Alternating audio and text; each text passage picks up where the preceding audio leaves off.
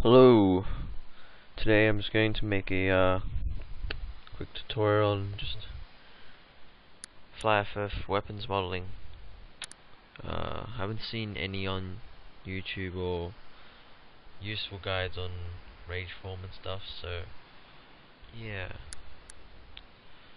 So firstly, I am using 2013 3S Max. I'm not going to go through every single thing because it's going to take too long. All the programs that I'm going to use, if I can give you the link, I'll link them in the description below, but if they're paid, well then you'll have to find another way to get them. So without further ado, I'm just going to create a quick box. Now I'm going to make the view so that I can see the edge faces, so it'll be easier. That's how that is not 12, 2. That one's 2. This one is going to be 4. Now, I don't like it how it's like this size, so I'm going to make it taller. It's a bit big, so I'm just going to shrink it down. I'm going to convert this into editable poly. Now, editable poly is important because then you can't do anything if you don't use it. So first you're going to select this, and we'll make a simple sword that just has a blood groove and a normal point. So it's going to have the point there, and we'll make a sharp area at the top. So I'm going to change from the vertex mode to the edge mode, and select an edge and press loop.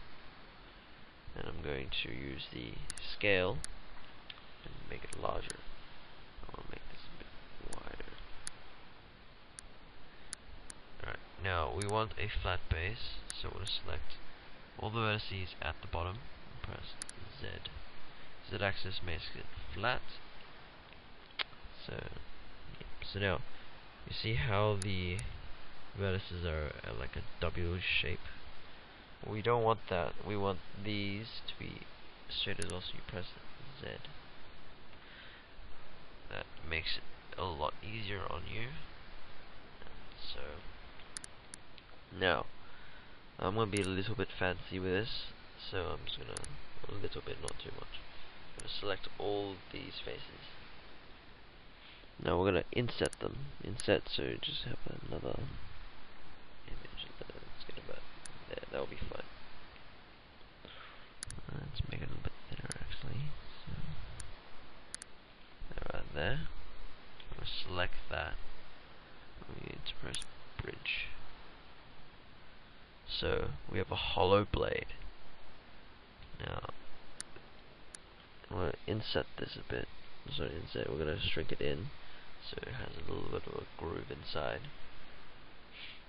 It's not too noticeable from here. I guess you can kind of see it's not exactly straight. So we want that. Now we want to keep it like this. And then we also want these faces. We're going to have these faces. They're going to be our guard. It's going to be a one-handed sword.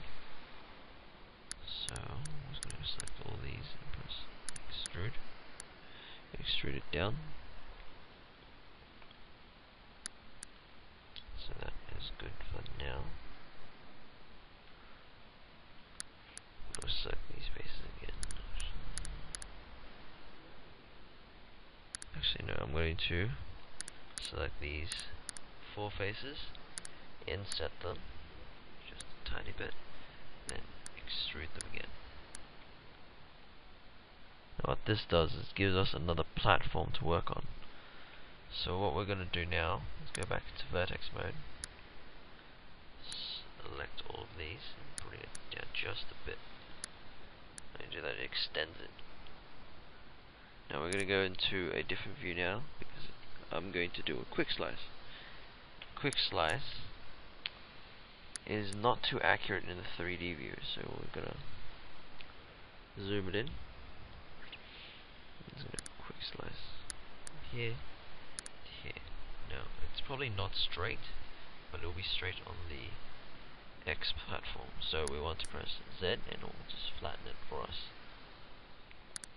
When we go back out, we want to go back to 3D view, go back to the maximum port, and we're going to select only the bottom ones. Only the bottom ones. I'm going to shrink it. Right, so that looks like that. Now we're going to bring everything back up just a bit. So now, this is going to be the quickest model ever. So now we're going to turn off the grid, because it will be easier to work with. Now this one is, we're not going to make a sheath. Well, not a sheath, you know, the handguard, because we can make one. I'll make one, and then I'm not going to put it on this model because I don't feel like having a handguard on this model, but I'm just going to move that up. One thing I want to move pointy. Let's move that down a bit. So that will be like that. Now, I'll make a handguard just for the purpose of the tutorial. So let's have about that big, but I don't want that many height segments, so I'm going to change that back to 2.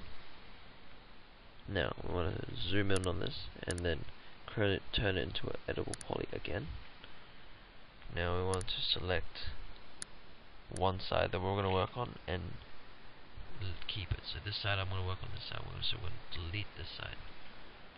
Now, don't worry that I've just deleted half of the guard, but I'll show you in a second. It will look okay. So we're going to just shrink it to how we think the guard should look like. So let's just move it into place. Semi, so that we can kind of get an idea of what we're dealing with. So let's move it there, there.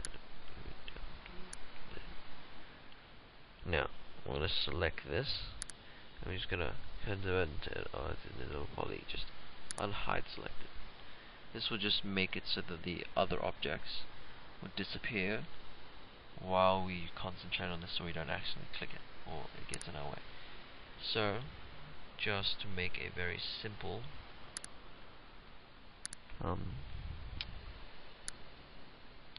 extremely simple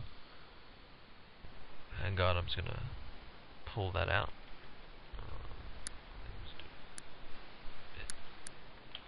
Then you move it up. Actually, I'm gonna make another slice. I'm gonna make a quick one like this. No, it won't be straight, so you press X and it will make it perpendicular to the X-axis. So we'll go back into this one, and we're going to raise just the tip, like that. And then we're going to select these two. Oops. Select these two. And we're going to shrink them. So using the scale tool again, shrink it that way. And using the scale tool here, I'm going to shrink it in as well, but not all the way. Now I'm going to, well, actually that it's simple enough, but it looks alright. So I think I'm gonna have a spike on this. So we're gonna using the vertex tool, I'm gonna press, just select one point. I'm gonna press extrude. And what this does is creates a spike. Now, going left and right will show how big it will be, and going up and down will show how tall it will be. So I want it about there. That will be fine. I'm going to select just the tip. I'm going to move it to the right slightly, because I think that looks good. Now, you're wondering, Now you only have half of the guard. You're going to use this mirror tool here. Now with the mirror tool, you want to press the copy tool because you don't want just half the model, and you're going to make sure that you use a mirror axis that also flips the face, because if you just use the X, all the face will be inside out, and when you try to go to texture it, it won't come out right. So I'm going to use the XY, and the faces should be lit in a clearer color, instead of brighter color, and this should be exactly the same. Yep. So that's what we want, and now we're going to attach these two together. So attach. Now we have our guard. Now let's just unhide all. So that's what the blade will look like. Now we're going to create a handle. Now the handle is probably the most unseen part of the Flyff weapons. So really there is no need to be too precise about it, but as it is always good to be precise about everything. So let's just make it right. Let's just make it so that big. Let's move it down. That will do for now. Then you move it so it's visible, and then go back into this view, or not. Now you want to select the cylinder. You want to enlarge it till you think what it should look like. So I think that should be fine. I should make it a little bit longer. Alright, so I want to move it back up. Now you want some of the hilt to go into the weapon, because it's, if you miss it and it may just show a little bit of a gap, it'll look a little bit weird. So I'm just going to make a very simple handle. It's not going to be too fancy. It's going to have a kind of a bulb at the bottom, so I'm just going to convert this into a little poly. Select these two, move them down to there. I'll move this one down again. Select.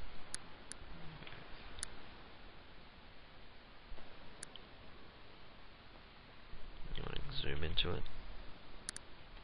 Just using the scale tool, just enlarge all directions. You select them all. So just the bulb.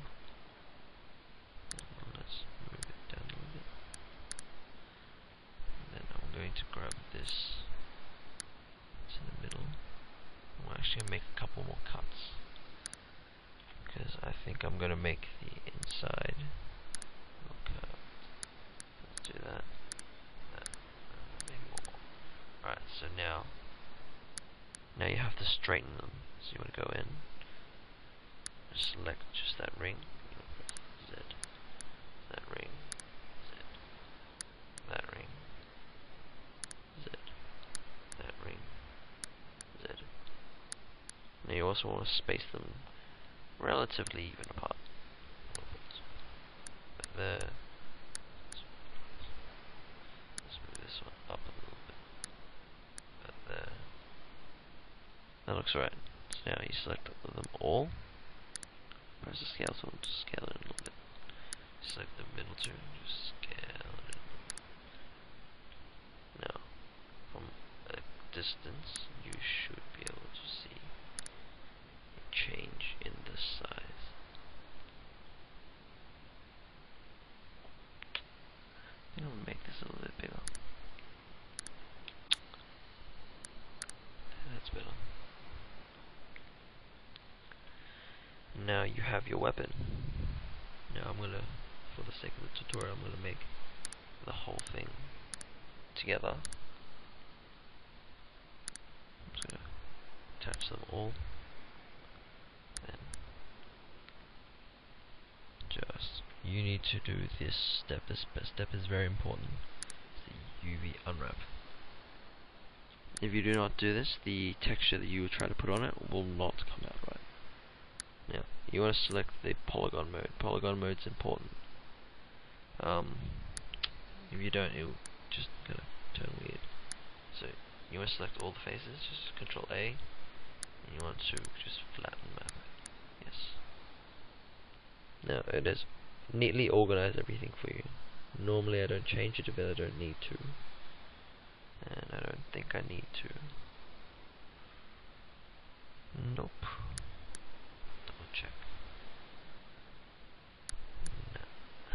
It's fine, it's done it properly. So you just close it. And you want to collapse all or collapse two, anything is fine. Then you want to change, go back, turn on the grid again, select the whole object, and make it smaller. Because now we're going to export it as an FBX, and we're going to texture it in Mudbox. So I'm just going to open Mudbox now while we're waiting. Now I'm going to export. And this is my folder of stuff. So now I'm just going to create a new folder. Let's call it sword. Go in. Sword.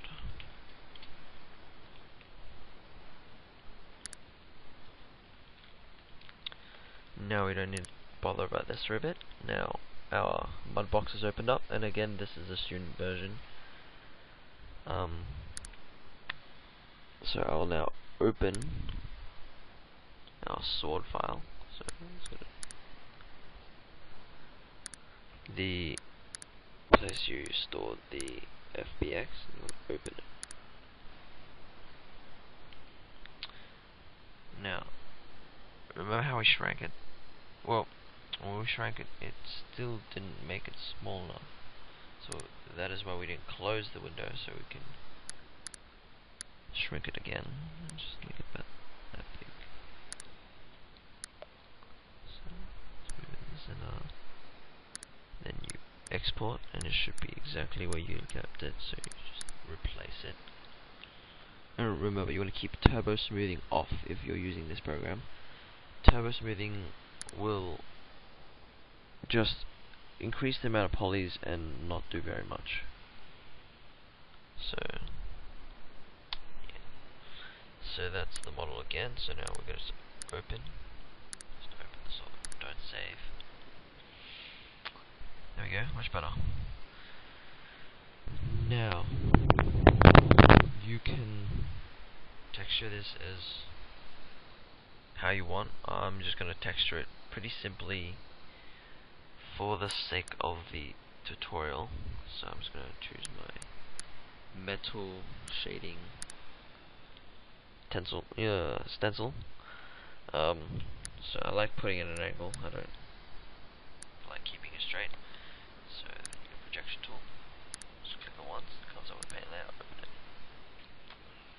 Now, with this stencil, you just press white, and it comes out with a metal color. So I'm just going to paint the body of the weapon silver.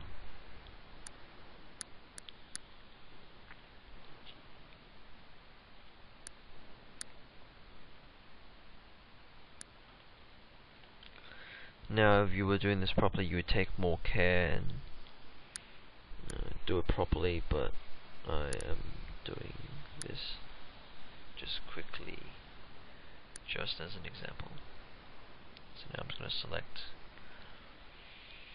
I'll select this one. I'm just going to shrink it down.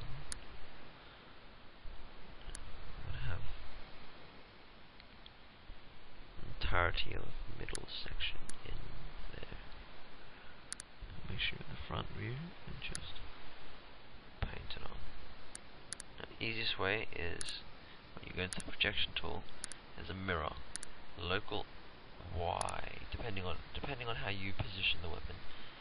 When you made it, it will be either X, Y, or Z. So I'm going to use a local Y. So I'm just going to paint it on. Don't matter if it has any overspill, you can fix that later. It's just paint it on. I think I'm going to leave that there actually. That's kind of... No, I'm going to remove that. Alright, so now you've done with that texture, you want to choose your handle texture. I think I'm going to use this one. Enlarge it using the S. And then I'll flip it upside down. Just paint. Now this is no particular color scheme, I'm just doing it with what's here. So now if you look on both sides, it should be exactly the same. So this is just a quick texture, nothing fancy, but it will do the job. So now we export this to Photoshop. Now exporting to Photoshop is important because if you don't export to Photoshop, you will not get the proper sizing of the DDS, because this is currently too big. So now it's going to open Photoshop for me.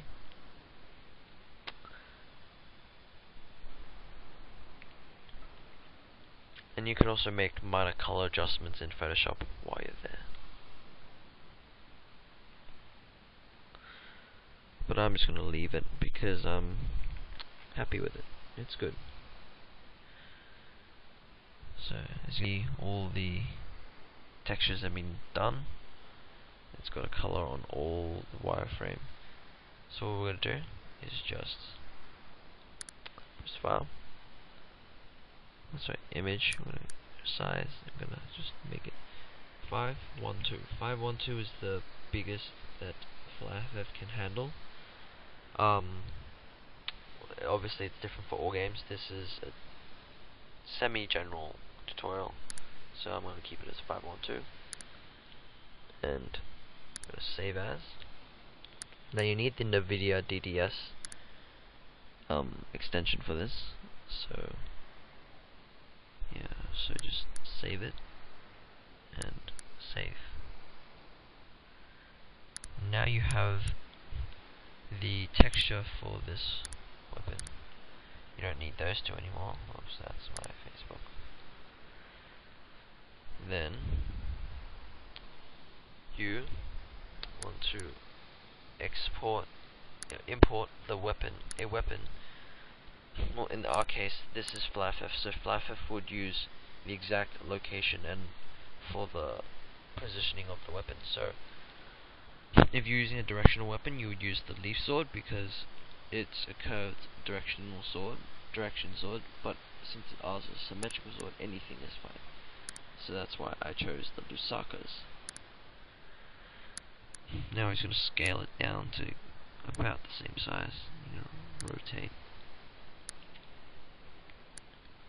thereabouts. Then you change it to 90. Rotate it that way. To 0. Just final checks. Alright, now you want to go into this view. Z. You want to move the weapon into the correct position. So the positioning, as I said, is important. Although if you get in the general area, it will look fine, but it may be slightly off, and some people are very attention to detail. Now, of course, I didn't line up the circle of the handle to the sword, but it's fine. Remember to line up everything, or you'll have problems with the positioning of some stuff. So at the moment that's fine. It's thick enough, it's long enough, the handle's thick enough so it doesn't look too flimsy. That's the correct position. Now you need the AES version of this file exactly in this position as well. So what you're going to do is you're going to open up to your texture, and you're going to throw the texture, so that's the DDS texture, on top of the weapon. Now that has come out a little bit funny.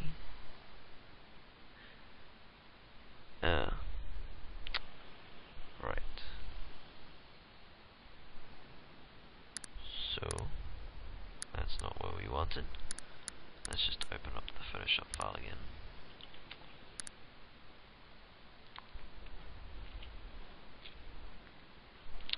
Aha, it's got the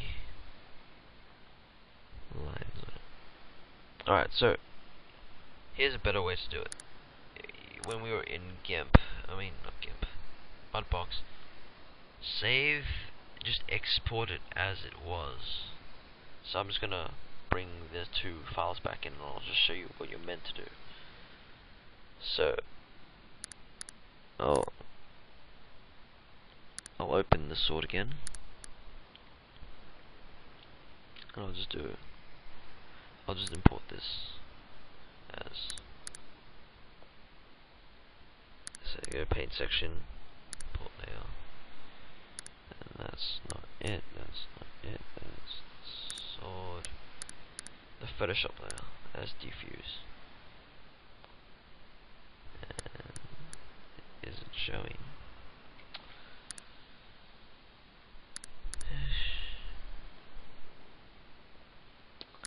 I'll just retexture it.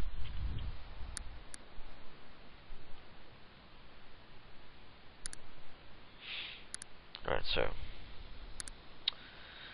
I'm not going to be too picky this time. I'm just going to make a 1. It should be okay.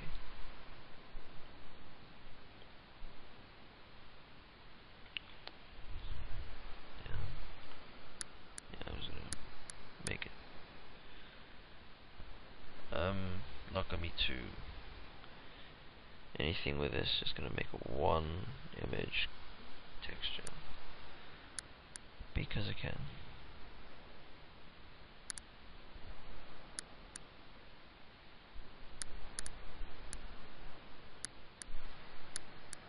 Let's see what the local Z, just go over it, turn that on. Yeah, it's close enough. You want to export selected. You want to turn off wireframe. You want to turn off wireframe and export selected as a TIF file, and make sure it is the 8-bit or the 16-bit. When you try to convert it, it'll decrease the color and it will look wrong. So you want to change it to that, save it, just keep it out just in case. You want to go to Photoshop, File, Open, Texture. That's better. Now it doesn't have the lines. This was just a quick thing, as I said before. You can change it back to 1 to 5. Press OK. And you want to save as TDS, save. Now, back into 3ds Max, you want to go to the new texture you just made. You want to chuck it on. That looks better. If you turn off wireframe, it's exactly what it looked like in Mudbox, but when you import it in a game exactly like this, it will become extraordinarily shiny. So what you want to do is press M, and you will use this little pick material from object tool, and you just click it. It will come up to here. Then you're gonna go down to glossiness, go down to 0, just chuck it back on, and then you close it. That's fine. You export. You have it as a FBX. You don't want an FBX anymore. You want AES. Your sword. That's fine. Leave it, close. Then you have the model converter, which you should have gotten before, but I'll link it anyway, and the ANOS of Cola. Now it's going to give you some errors, it's going to be in gibberish. You're going to press open, read AES, and you go to libraries. Go to where you stored your weapon. It's going to have the AES folder, file. Now it is important that you actually save this, exported this with the texture on it, or it will not show up. The texture will not show up here. So that's what it looks like. Then you just make sure you you make sure before you convert, this is set at 100%. Very important, or it's gonna rescale the weapon wrong inside the game. So you're gonna just save. Now it's done. Go back to the place where you stored everything again. Now you do not need half of this. You do not need this. You do not need this. You do not need this. And delete it. You'll have 4 items left. You have the 3D model, which is your weapon model. Your DDS file, which is also your DDS file. Then you have these two. These two are not important, but you should keep them just in case. This is so that you can modify if the model is not positioned right, because it's too hard to convert this back to OBJ, then modify it, then save it as this. So what you can do is just open this, modify it, put the texture on, save it, go back. So you have that. This one is if just some conversions wrong with, let's say it didn't convert right in this, so you just have to modify it, just chuck it back in, done. So these are your 4 important files. Keep them. They are your weapon's life. If that made sense. As I said, all the programs that I used were student versions, so I did not have to pay for them, but you cannot get them unless a student version, unless you're a student in Australia. So yeah.